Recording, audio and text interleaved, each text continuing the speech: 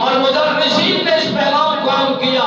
مگر میرے نبی رحمت فخر موجودات صلی اللہ علیہ وآلہ وسلم سرکار کے غلاموں، شمع رسالت کے پروانوں، تمہیں مبارک ہو کہ تم محمد عربی سرکار کے امتی ہو، کلمہ پڑھنے والے ہو۔ اگر جس طرح کا بھی گناہ کرو، تمہارے شکلیں تبدیل نہیں کی جاتی، تمہاری چمچوں پر نہیں لکھا جاتا، تمہارے کردار سے نہیں ظاہر کیا جاتا، تمہارے اعمال سے ظاہر نہیں کیا جاتا۔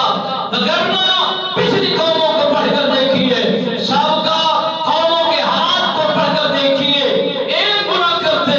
شکل تبدیل، رنگ بدل گیا، شکل بدل گئی، نظام بدل گیا، ماحول بدل گیا، زمانہ لعنت بھیجتا ہے، زمانہ گالی گلوچ کرتا ہے، زمانہ سارا طنز کرتا ہے۔ ایک گناہ کرنے سے وہ اس کی زندگی دشواری کا شکار ہو جاتے ہیں، مگر اس کی کسی کی شکل تبدیل ہو گئی، کسی کی چوکھٹ پر لکھ دیا گیا، کسی کے متعلق زمانے کو خبر پہنچا دی گئی، مگر اس قوم کے اندر سابقہ ہر قوم کا گناہ باقی ہے،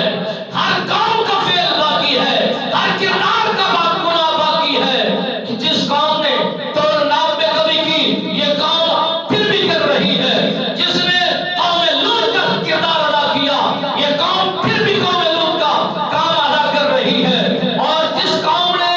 بہت بڑے بڑے ظلم و زیادتیاں کرتے ہوئے زمانے کو دبدبایا، زمانے کو ڈرایا، یہ قوم بھی وہی کام کرتی چلی جا رہی ہے۔ سارے زمانے میں ساری قوموں کے گناہ اس قوم کے اندر بھی پائے گئے ہیں، مگر اس کے باوجود اس کی شکل تبدیل نہیں، اس کا رنگ تبدیل نہیں، اس کا حلیہ تبدیل نہیں، اس کا کردار تبدیل نہیں، اس کا چال چلن تبدیل نہیں، اس کا لب و لہجہ تبدیل نہیں۔ اس میں کوئی نہ کوئی راز تو ضرور ہے، کوئی نہ کوئی کردار تو ضرور ہے، جس کی وجہ سے آج میں بھی سلامت، آپ بھی باکرامت، زمانہ سارا معطر، زمانہ سارا خوشحالی میں مبتلا ہے۔ وجہ کیا ہے؟ میرے آقا نامدار محمد عربی احمد مجتبی